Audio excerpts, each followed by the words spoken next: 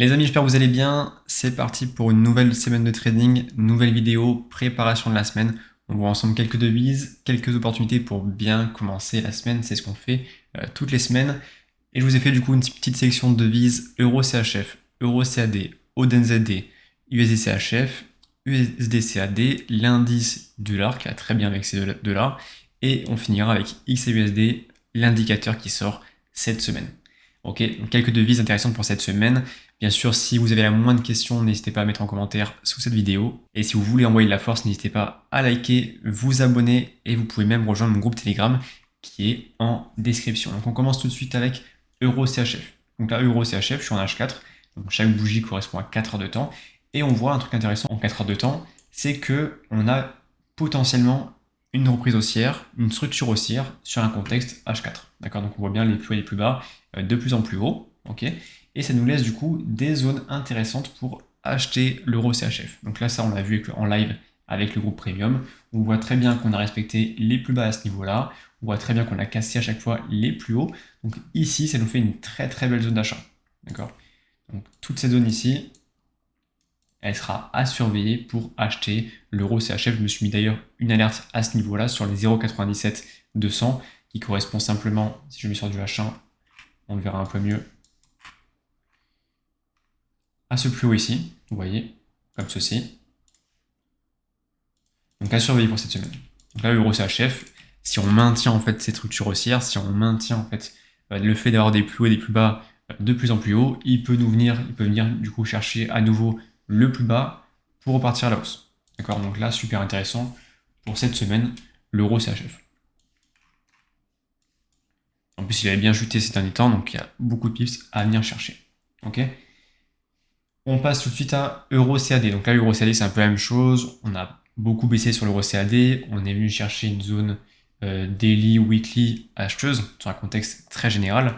Et là, vous voyez, hop, si je mets sur du H1, comme ceci. Donc là, c'est pareil, une analyse qui était envoyée dans mon groupe Telegram. N'hésitez pas à rejoindre le groupe. Et là, on voit bien, on a créé un nouveau plus bas à ce niveau-là. On est venu casser le plus haut ici et on a créé une structure haussière. D'accord, des plus hauts et des plus bas de plus en plus haut. Là, ce qu'on a fait du coup, c'est qu'on est revenu chercher le plus bas tout en respectant cette zone-là. Vous voyez, c'est très pixel comme analyse. Le prix, il est vraiment à peine touché à la zone pour repartir. Donc là, c'est vraiment très très pixel. On a sur ce mouvement-là facilement un ratio de 2 avec plus 80 pips. D'accord. Donc là, à surveiller ce qu'il peut faire maintenant. Là, à l'instant T, sur du H1, il n'est pas encore très intéressant. On voit bien qu'il a déjà réagi sur cette zone ici pour avoir une continuité baissière. Mais voilà, s'il revient dans cette zone ici, hop, je vais me dézoomer à nouveau. S'il revient dans cette zone ici, celle-ci, et qu'il nous donne une confirmation de mouvement pour repartir à la hausse, c'est une confirmation plutôt sur du M30, M15 ou M5, on pourra se positionner à l'achat sur l'euro CAD. Donc là, j'ai mis mes alertes. On surveillera cette zone-là dans un premier temps pour de l'euro CAD. Et l'objectif, bien sûr, c'est de casser les plus hauts. Donc celui-ci, puis celui-ci. Ok. Donc à surveiller. On passe ensuite à ODNZD. ODNZD, voilà, c'est une position qu'on a pris avec le groupe Premium. On a pris un petit ratio de 1,6 plus 110 pips.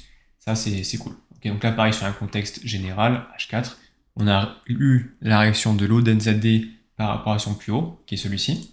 D'accord. Donc là, on a tracé la zone. On a eu une opportunité sur un plus petit time frame pour se positionner à la vente. Donc là, on voit bien que ça a bien saigné derrière. Et là, une fois de plus, là, on a clôturé pour prendre des profits vendredi dernier.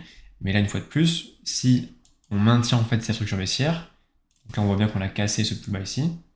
Et si du coup, on a un retracement qui s'effectue sur l'ODNZD, on pourra chercher une nouvelle zone de vente. D'accord. Donc, soit par rapport à cette zone ici, soit par rapport à son plus haut. Donc là, pareil, à surveiller une nouvelle fois. Si on a un retracement de ODNZD, on pourra à nouveau prendre des profits sur un setup de vente. Donc là, pareil que les anciennes devises, il faudra bien sûr chercher des confirmations pour se positionner. Mais en tout cas, c'est super intéressant pour cette semaine de le surveiller. Ok. On passe tout de suite à USD-CHF. Donc là, pareil, USD-CHF, c'est tracé qu'on a vu avec le groupe Premium. Une fois de plus, c'est un setup qu'on a vu, qu'on a pris ensemble avec le groupe Premium. Hop, on a pris un petit ratio de 1,8, je crois, de mémoire, sur ce setup-là. On a clôturé, bien sûr, ce qu'il y avait news qui arrivait. Donc on a pris des profits, c'était important. Mais là, actuellement, une fois de plus, l'USD-CHF, qui est une structure très baissière, il nous donne des zones d'achat. D'accord? Donc là, on voit bien qu'on a cassé les plus hauts, on a respecté les plus bas. Donc là, comme euro CHF, c'est un peu la même chose. Si on a un retracement qui s'effectue et qu'on respecte à nouveau cette zone ici, acheteuse sur du H4, on pourra à nouveau se positionner sur de l'achat. Ok? Donc à surveiller. S'il continue de baisser, bien sûr, on a d'autres zones plus basses, mais pour l'instant, focus sur cette zone ici, et bien sûr, des confirmations M15 pour se positionner. Donc là, on attend un petit retracement, mes alertes sont ici, comme vous pouvez le voir. Et bien sûr, si on a la confirmation ici, on prendra l'achat. Et l'idée, c'est vraiment de casser ce plus haut. Ok? USD-CAD, pareil, USD-CAD, on est sur un contexte, pour rappel, daily acheteur. D'accord? On est dans cette zone ici. On a bien réagi pour l'instant. Et si je mets sur du H1, on y est actuellement. Donc là, on y est actuellement, mais on voit bien que sur du H1, on a vraiment une continuité baissière sur l'USD-CAD. Donc vous voyez bien que les plus bas et les plus hauts sont très bien marqués pour continuer de baisser. Ok? Donc là, une fois de plus, dans ma zone daily acheteuse, ce que je devrais chercher, c'est justement ce mouvement ici, que vous pouvez voir. D'accord? Donc on l'a d'ailleurs en M15, on l'a, mais à voir s'il peut faire le taf. Voilà, en M15, on voit qu'on a créé un plus bas ici, dans sa zone, qu'on a cassé ensuite le plus haut, d'accord? Et qu'on a fait une structure. Et là, on peut M15 voir pour se positionner ici. Mais si on se base sur du M1, sur du H1, pardon, donc chaque bougie correspond à une heure de temps, on n'a pas réellement cassé ce plus haut ou ce plus haut. D'accord? Donc, pourquoi pas diviser ces risques par deux et voir si on peut prendre de l'achat sur l'USD-CAD. Bien sûr, on ne va pas se positionner dès le dimanche soir. On va attendre lundi matin, voir comment se déroule le marché. D'accord? Mais en tout cas, c'est très intéressant. Ce qui est aussi intéressant de surveiller pour des confirmations, comme vous le savez, c'est le DXY, l'indice du dollar. Donc lui, il donne vraiment une tendance de fond. Il peut permettre d'avoir des confirmations sur des setups dollars. Okay, donc si lui, il chute, tout ce qui est USD-CAD, USD-CHF, ça chute. D'accord? Et pour l'instant, ce que je vois sur le DXY, c'était que ça peut chuter. Okay, on voit bien en H1, donc chaque bougie correspond à une heure de temps, une structure baissière avec des plus hauts, des plus bas, de plus en plus bas. Vous voyez qu'on a créé un nouveau plus bas ici, en le cassant à ce niveau-là, et on respecte ce plus haut, d'accord, qui a déjà très bien réagi. Donc là, une fois de plus, surveillez DXY.